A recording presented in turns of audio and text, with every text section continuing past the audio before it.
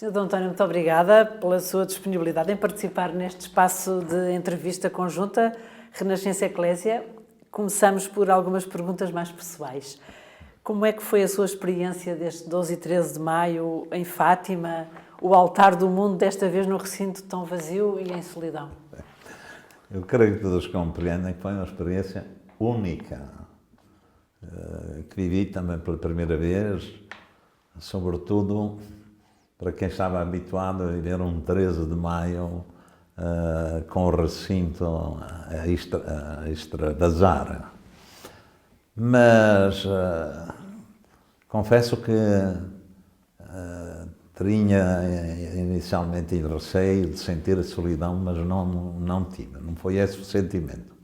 O grande sentimento foi que vivi uma experiência de comunhão espiritual, que nós, em linguagem teológica, chamamos de comunhão dos santos, em que se sente que se está unido a toda uma multidão de gente que se está une espiritualmente à celebração que acontece. Aliás, eu tinha dito no anúncio que fiz em primeiro lugar no dia 5 de Abril, que embora estivéssemos fisicamente separados, estaríamos espiritualmente todos unidos como igreja, em comunhão, à volta de Maria e com o coração cheio de fé. E assim aconteceu. E teve mesmo conhecimento pessoal de casos, de pessoas que se uniram, soube disso? Sabia disso. Com nomes e apelidos e assim? Nomes, enfim, mas dos ecos que chegavam. Para isso contribuiu a preparação que o santuário fez. Durante 8 dias, pelo menos, aqueles 8 dias anteriores à peregrinação, através dos meios digitais, e eu ouvia muita gente que estava a seguir as indicações do santuário, a pôr a sua vela cada dia à janela. Até a minha própria irmã me dizia isso. Depois, também a simbólica da própria celebração. Portanto, e os meios de comunicação social que nos últimos dias aguçaram a curiosidade e o apetite às pessoas de seguirem a celebração, umas por curiosidade, para ver como era, outras mesmo por devoção, para se sentirem unidas. A simbólica foi belíssima. Sobretudo no dia 12, não é? Sim, sobretudo a simbólica do dia 12 à noite. Os milhares de velas a representarem todos os peregrinos, e quis de propósito salientar que eram os vivos e também os defuntos, daqueles que tinham sido vítimas do Covid-19, para que os familiares se sentissem ali também. Depois as 21 velas a representarem as dioceses e os 3 metropolitas a representarem o episcopado. Depois no dia seguinte também a oferta do ramo de flores, do movimento do Apostolado Mundial de Fátima, uma espécie de ramalhete espiritual que foi recolhido por todo o mundo, e eles fizeram chegar a toda a parte também a preparação desta peregrinação e de como ela seria, sem a presença física dos fiéis. Ou ainda o gesto do lava-pés também impressionante. Tudo isto tocou o coração das pessoas. Agora estou a receber dezenas e dezenas de mails a agradecerem e salientarem estes aspectos. Apesar disso, na homilia do dia 13, Dom António Marto disse que por causa deste vírus sentimos o chão fugir-nos debaixo dos pés. Sentiu isso também? E acredito que a preparação, as decisões a tomar, sentiu momentos de angústia, de incerteza? Quer dizer, quando referi essa frase, estava a referir ao contexto social e mundial. Agora, quando foi pessoalmente, pois todos nós sentimos que vivemos num ambiente de incerteza, de insegurança, sem saber como vai ser o dia da manhã, seja do ponto de vista pessoal, seja do ponto de vista social e económico, seja do ponto de vista eclesial. Vamos nos adaptando dia a dia às circunstâncias conforme nos vão sendo fornecidos os dados. Agora, não senti de grandes hesitações nem dramas em relação àquilo que se passou. Quando tomei a decisão, no 5 de Abril, com os colaboradores do Santuário, sabíamos exatamente o que estávamos a fazer e que tínhamos de preservar a saúde pública e a responsabilidade do Santuário nesse sentido. E eu tive a ocasião de dizer na conferência de imprensa também, eu não queria ficar na história como bispo responsável, enfim, de um alastramento do vírus que viesse a agravar a situação da saúde pública do país. Eu acho que o Santuário, nesse aspecto, tive também muitas manifestações depois de afirmar a decisão, ou reafirmar a decisão que seria assim. Consultei também o Presidente da Conferência Episcopal, nesse sentido, para saber também a opinião dos outros, não era sozinho, e era no mesmo sentido. Sr. Dom António, também ainda a propósito do Covid-19, o senhor foi protagonista de um outro momento histórico, ao fazer a consagração de Portugal, aos Sagrados Coração de Jesus e Maria, no dia 25 de março. Como é que lhe surgiu a ideia? Sentiu mesmo essa necessidade? Porque isso ainda foi anterior a essa decisão. A ideia surgiu do povo de Deus, como diz o nosso Papa Francisco, traduzido à letra, tem o seu faro. Traduzido numa linguagem, tem o seu sentido comum da fé. E em 24 horas, foram milhares de assinaturas a fazer esse pedido que chegaram à Conferência Episcopal, concretamente ao Presidente da Conferência Episcopal, que depois consultou o Conselho Permanente e o Conselho Permanente, por sua vez, aceitou fazer essa consagração. Como estávamos na altura do confinamento, o Presidente da Conferência pediu-me a mim, como vice-presidente e bispo do lugar, para ser eu a presidir e a fazer essa consagração. Foi tudo preparado muito em cima da hora, mesmo o texto, tudo isso, mas saiu bem, muito bem. Agora, quando lá cheguei... E até o senhor se comoveu, nós somos testemunhas disso. Senti que o sofrimento do mundo pesava sobre os ombros. Ainda hoje o sinto. E isso eu fui resistindo quando pude, até chegar ao fim, não consegui mais. No fundo também a visão das aparições também é isso, não é? Sobre o bispo cai todo o sofrimento, carrega sobre si as dores do mundo, não é? Sim, também chega à sua vocação de bispo. Naturalmente. Mas foi um momento muito significativo para quem seguiu, quer dizer, pelos meios de comunicação, não é? Mesmo em Espanha, logo a seguir ao ato, durante a noite eu recebi telefonemas de bispos espanhóis, concretamente do Presidente da Conferência Episcopal, que tinham seguido e se tinham também comovido. Todas estas experiências que culminaram, sem dúvida, aqui em Fátima, por um modo de participação à distância, não é? Através dos meios de comunicação social, que tempo novo está a gerar? Há aqui uma possibilidade de participação, de fazer a experiência crente com uma experiência comunitária diferente? Ora bem, nós estamos a fazer uma experiência de fé em circunstâncias excepcionais, naturalmente. São as circunstâncias da pandemia e que, com as consequências que elas trazem, sobretudo da ordem sanitária, não é? Que foram aquelas que se fizeram refletir mais, enfim, na reconfiguração ou a reprogramação das nossas atividades eclesiais.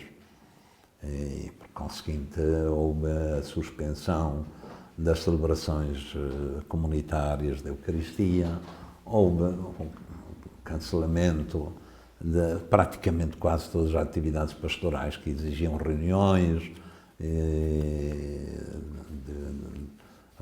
e assembleias, que foi o que aconteceu comigo, mas, por sua vez, o povo diz, Deus já dá as habilidades conforme as necessidades, e houve uma criatividade muito grande para que nestas circunstâncias excepcionais se pudesse continuar a celebrar a fé e a fazer a experiência comunitária também da própria fé. E são mudanças que vêm para ficar? Quer dizer, são algumas poderão ficar, porque tem de se aproveitar para o futuro. Outras duraram enquanto duram estas circunstâncias. Por exemplo, o Papa Francisco foi o exemplo de tudo isso. E que agora, a partir de segunda-feira, diz, terminou. Agora, eu também, a partir do Pentecostes, deixarei de transmitir a celebração pelo YouTube, para a Diocese.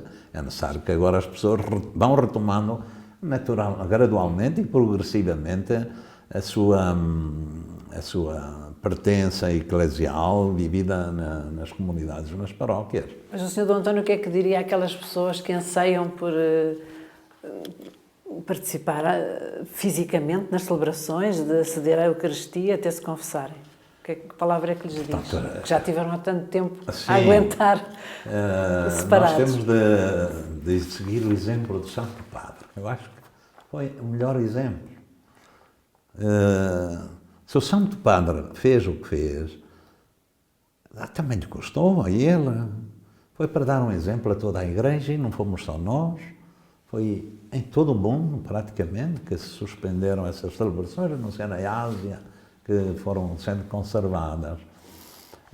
Nós procuramos dialogar sempre com as autoridades e, concretamente, com a Direção-Geral da Saúde, para ir tomando as nossas decisões.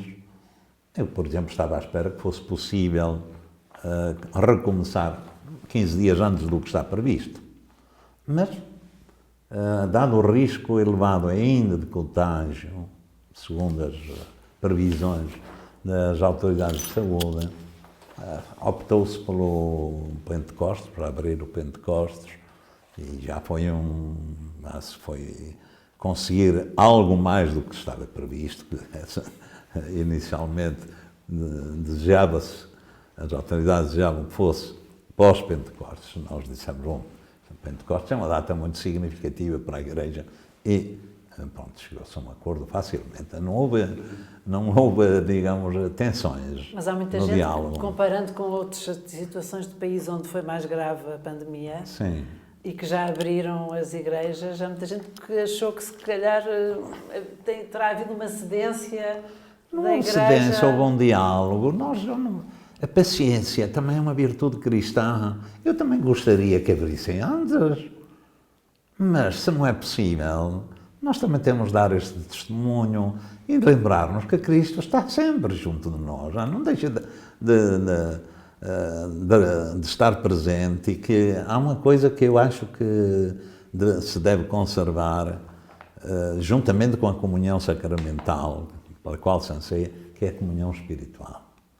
Porque, a certa altura, em várias comunidades, banalizou-se a comunhão sacramental, sem aquela dimensão espiritual profunda, que agora se redescobriu e foi da melhor tradição da Igreja. E o Papa fazia todos os dias, no final de cada Eucaristia. E eu acho que isso deve acompanhar novamente, simultaneamente, a comunhão sacramental. Portanto, é uma das lições a interiorizar e a permanecer agora para o futuro da Igreja. Portanto, isto para dizer, pois, que Jesus continua sempre, mesmo quando não é possível celebrar a Eucaristia. E depois devemos olhar para exemplos de outros que nos deram esse exemplo. Os cristãos do Japão, católicos, tiveram 200 anos sem um sacerdote, sem um religioso ou religiosa que lhe desse assistência, sem a Eucaristia. Conservaram a fé. Postos à prova. Se calhar mais firmes do que aqueles que têm ora, missa diária. exatamente. A fé não diminuiu, aprofundou-se. Aqueles que viveram debaixo do totalitarismo, do comunismo nos países de leste. O Cardeal Vantuan, por exemplo. Exatamente, mas muitos deles celebravam clandestinamente ou não tinham celebração. E é um problema que se pôs em relação à Amazónia muito recentemente. Sim, Vantuan, da cadeia, enfim, que recorreu um meio aí completamente excepcional, mas que era se levar a fazer das mãos o altar. Então vinha o remédio que lhe deixavam passar na cadeia era o vinho para a missa, que ele chamava remédio. E depois era uma gotinha de vinho numa mão e um pouco de pão na outra. E foi excepcional, quer dizer, mas isto é normal. Agora, foram excepcionais e, portanto, isto são exemplos para nós também, não é? Este tempo fez com que algum debate, até teológico, em torno da possibilidade da prática sacramental em moldes diferentes pudesse ser retomado. Por exemplo, a reconciliação. Podemos recordar, por exemplo, o Padre Spadaro coloca essa possibilidade, olhando o ambiente digital como um ambiente também cheio de realismo para essa prática. Acha que é uma possibilidade que vamos pôr? O Papa já se referiu a isso. E há um risco que devemos evitar, como diz o Papa. Ele diz, não podemos viralizar, tornar viral a prática sacramental da Igreja, que por si é uma prática que requer encontro físico, pessoal, que requer toque, porque tem toque, tem por exemplo, a unção em vários sacramentos, e depois nada substitui aquela relação pessoal. Agora, em casos excepcionais, que é o que eu digo, que às vezes não repugna, não havendo outra possibilidade, era. Mas eu acho que não é preciso isso. O Papa concretizou um aspecto no Catecismo da Igreja Católica: se uma pessoa não tem a possibilidade de celebrar a reconciliação, pode fazer o ato de arrependimento diante de Deus, com o propósito de depois se reconciliar sacramentalmente, quando tiver logo ocasião, e diz, ficam-lhe perdoados todos os pecados, inclusive os mortais. A misericórdia de Deus é tão grande. Portanto, devemos ter uma preocupação de não tornar a nossa expressão de fé virtual somente. Ainda nesse sentido, o senhor não se preocupa, por exemplo, quando isto começar a abrir? Há muita gente que até se sente confortável na modalidade que encontrou em sua casa, online, se bem que missas online não é missa verdadeiramente, sim, mas uma espécie de bolha em que pode gerir um bocado. Não tem medo que é um risco. Venham menos pessoas agora à igreja? É um risco, mas eu penso que isto também serviu para personalizar a fé. Às vezes para alguns era fé rotineira e agora também só participava, eu chamo-lhe participar, mesmo através dos meios de comunicação social, só participava quem queria. Não era por rotina, era quem fazia essa opção. Às vezes diz assim, assistiam à missa de casa, como se fosse só um espetáculo. Isso também não é completamente verdade.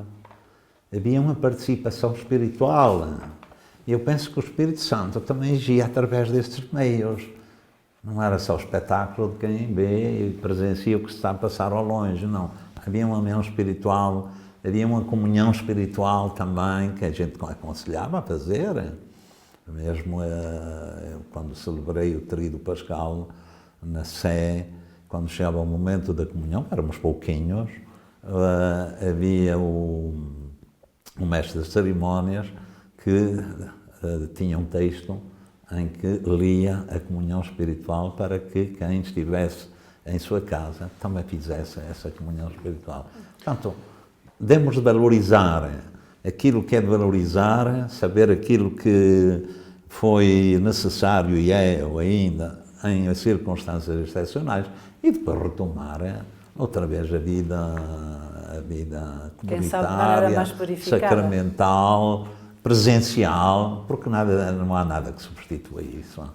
Há pouco o Sr. Cardeal já se referiu a essas conversações entre a Igreja e o Estado, por causa, nomeadamente, de retomar as celebrações comunitárias. E este tempo, esta pandemia, colocou estas relações Igreja-Estado em cima da mesa, para decisões que eram importantes. Não é? Sim. O que é que fica na história? O que é que vai ficar para a história na relação entre a Igreja Católica em Portugal e o Estado? As relações têm sido dentro daqueles dois princípios ou parâmetros da concordata. Autonomia própria na colaboração para o bem comum. Há quem diga que, por exemplo, a medida de proibir as celebrações comunitárias é anticonstitucional. Ninguém proibiu as celebrações comunitárias. Foi a Igreja que assumiu. A Igreja antecipou-se a isso. Precisa notar isso. A decisão foi da Igreja, que se antecipou, e bem, até para dar o exemplo, porque a Igreja, quer queira, quer não queira, é um ponto de referência, uma instituição de referência fundamental na sociedade. Como se eu agora se tivesse provocado, digamos, um caos em Fátima, do ponto de vista do contágio viral, ficaria para a história, seria sempre uma referência. Ora bom, essa autonomia esteve sempre salvaguardada, não é? Esteve sempre salvaguardada na colaboração, no diálogo, sempre. Foi tudo feito no diálogo. Havia uma comissão própria, eu não participei nesse diálogo, mas havia uma comissão própria, sobretudo em relação a estas questões postas mais no aspecto sanitário. São essas que obrigaram a fazer essas normas todas. O Sr. António incomodou-se muito quando vimos aquelas imagens do 1º de Maio, muito provavelmente muita gente protestou pelo facto do espaço do recinto era tão maior que aquele que se calhar também daria para fazer igual, e teve esse problema? Sim, quero dizer, eu na altura estranhei, mas pronto, estava permitido, por decreto do Ministério, achei que disse, olha, é uma manifestação, mas nunca imaginei logo que poderíamos fazer o mesmo em Fátima. A minha decisão estava tomada e era firme. E a Igreja não segue os mesmos critérios, que são às vezes de ordem política, de ordem partidária. A Igreja segue o critério da dignidade da pessoa e do bem comum. Nós vimos as respostas da Igreja Católica, por exemplo, a nível litúrgico, foram tomadas a nível nacional, com orientações comuns. Na sua opinião, poderia ser necessário também a afirmação de posições a outros níveis, até de intervenção, enfim, intervenção no bom sentido, de participação na construção da sociedade, de motivação, também a nível nacional? Ou, de facto, a autonomia de cada diocese é o lugar para essas intervenções? Não. Nós jogamos sempre com isto. Cada diocese tem uma autonomia própria e, ao mesmo tempo, procuramos também a comunhão de todos através da Conferência Episcopal. Há âmbitos em que são necessárias essas normas comuns, como foi este caso, porque era do âmbito sanitário, era igual para todos, e, portanto, as normas são comuns, mesmo respeitando as autonomias regionais. Não? Como de resto se viu. Se viu também. Depois, também não podemos olhar para a Igreja como sendo uma empresa que comanda tudo a partir da cúpula. Não? Também dentro da Igreja existem organismos nos outros âmbitos da atividade eclesial, concretamente no âmbito da caridade, da solidariedade, que têm uma autonomia própria para coordenar todas as ações. Refiro-me à Caritas Nacional, que tem estado sempre em atividade coordenadora com as Caritas diocesanas. Referimos às IPSES também, às IPSES, cuja maioria são da Igreja Católica, que também tem uma coordenação própria e com atividade muito grande também, mesmo durante a pandemia. Refiro-me à União das Misericórdias, às Misericórdias. Todas essas instituições estiveram presentes neste tempo da pandemia. Depois, houve uma coisa, foi a colaboração de cada diocese também com as autoridades governamentais, autárquicas e com as autoridades da saúde. Isso não passou muito para a comunicação, mas, por exemplo, era sobretudo para disponibilizar casas imóveis. Por exemplo, aqui eu disponibilizei aqui em Leiria 3 casas, uma para recolher idosos de lar, se fosse necessária, outra casa de retiros, também para pôr à disposição dos profissionais de saúde, e uma outra casa mais particular, onde, enfim, podiam cozinhar, tinha até cozinha, isso, também para os profissionais de saúde, médicos, enfermeiros, isso que e o santuário também pôs o albergue dos peregrinos à disposição. Além disso, ofereceu 3 ventiladores. O seminário, como também o santuário, ofereceram camas, que foram pedidas, várias camas também. Tudo isso foi colaboração. Neste momento, o que é que o preocupa mais neste contexto de pandemia? Assim, são uma coisa que mais do ponto de vista sanitário, em geral? Em geral, o que preocupa mais é as consequências do que vem a seguir, o pós-pandemia. Sobretudo, as consequências laborais, económicas e sociais que já se sentem. Os pedidos de ajuda, seja a título individual de pessoas, seja a título de familiares, têm aumentado muitíssimo em várias dioceses, numas mais, noutras menos. Eu sei, por exemplo, aqui tem aumentado, mas não tão exponencialmente como, por exemplo, em Setúbal ou no Porto. Em Setúbal, conta-me o Bispo de Setúbal, a Cáritas está a assistir 4.000 famílias, o que totaliza mais ou menos 13.000 pessoas, é muita coisa. Paróquias, vi ali no jornal de Santo Antônio dos Cavaleiros, que era 100, já não me recordo, eram 100 e tal ou 400 pessoas e agora são 1.300. Mas são pedidos de ajuda, de dinheiro também que muitas paróquias vão deixando de ter, sim, também por causa da crise. No Porto, uma outra que servia 160 refeições, neste momento está a servir 400. Quer dizer, em todo lado aqui também tem aumentado. Essa a gente que tinha o seu trabalho, gente de classe média até, mais ou menos, e que agora, por causa da família, sente a necessidade a chamada pobreza envergonhada. Será uma crise mais grave do que a última que tivemos? Bom, isso eu aí ouço as notícias e ninguém sabe dizer, mas segundo as notícias de Bruxelas, as últimas que a gente ouviu na televisão, diz que será uma recessão mais grave, mais forte do que a última. Mas não há certezas, porque a mim me parece ainda não há certezas. Toda a gente está a ver como vai ser. Agora, vai ser duro, vai.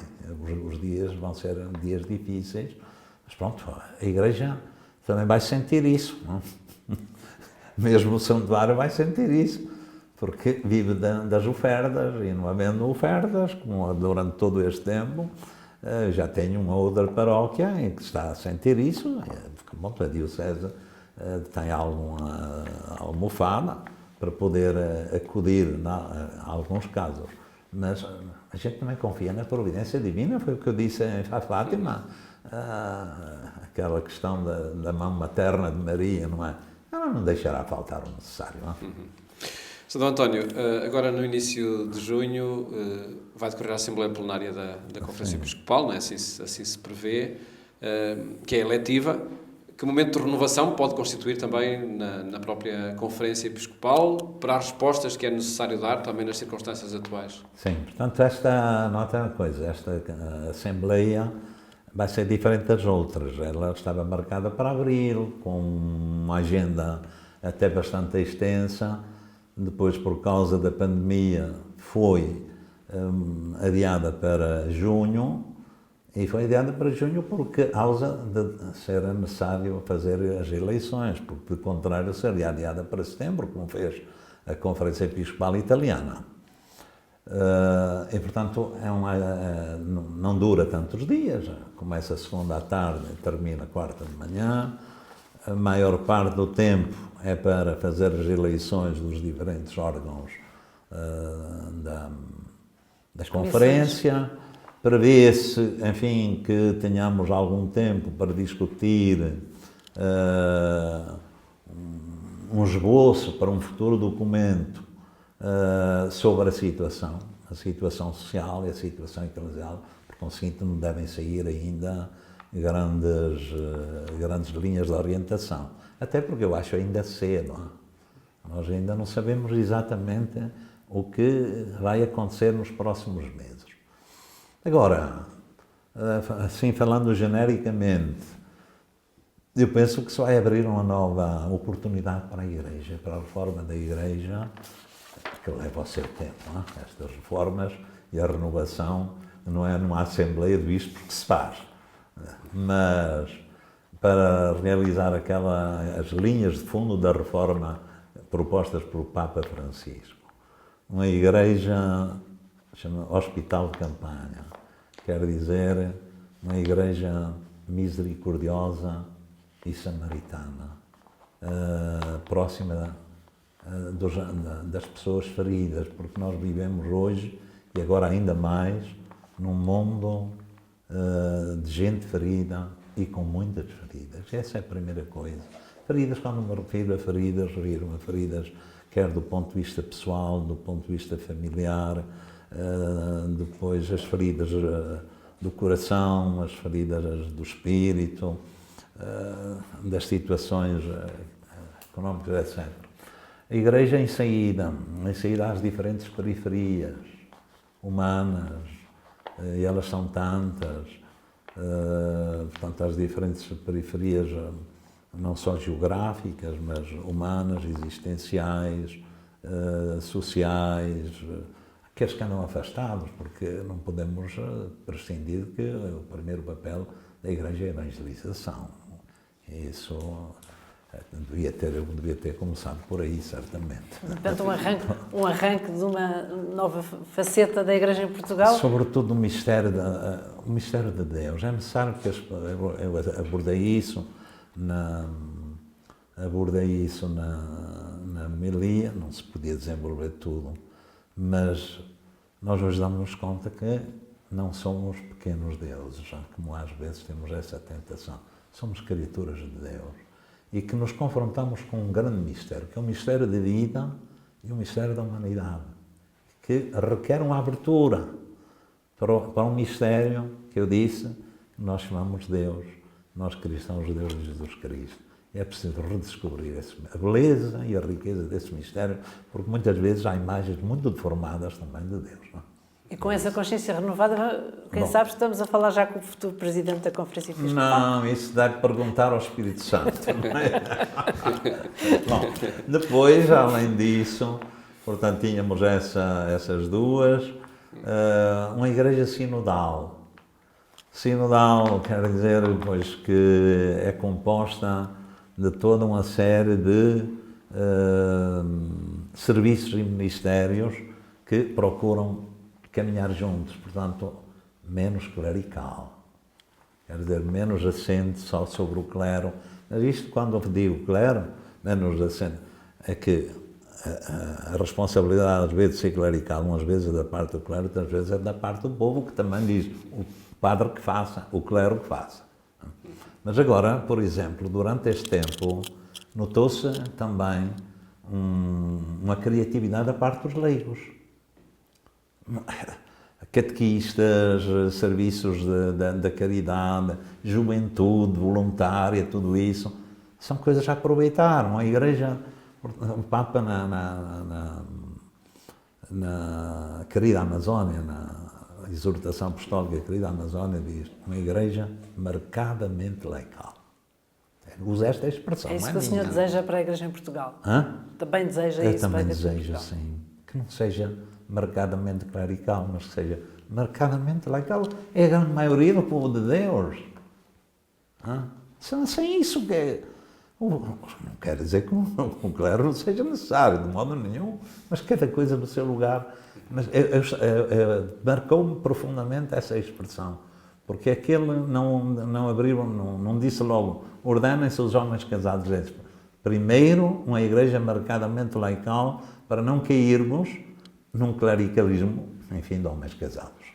E ainda era só sobretudo sublinhar os novos meios de comunicação. Isso não podia faltar. Foi o que valeu neste tempo, não é, de confinamento, não só para a celebração da fé, mas para garantir também a dimensão comunitária, o sentido de pertença e de comunidade, toda a Igreja, e depois a oferta de elementos, de subsídios, para além só de celebrar a missa, da palavra de Deus, das meditações, de orações, que as pessoas seguiam e faziam nas suas casas. Isso foi formidável. Portanto, este aspecto também para nós, dos novos meios para a nova evangelização. É com este entusiasmo também dos próprios meios de comunicação social que lhe agradecemos muito, Sr. Dom António, o seu tempo para esta conversa. Obrigado. Uma entrevista em conjunto Renascença Eclésia. Muito obrigada. Nada, muito obrigado também e, enfim, esperemos então bons tempos para esta renovação da fé e da Igreja em Portugal.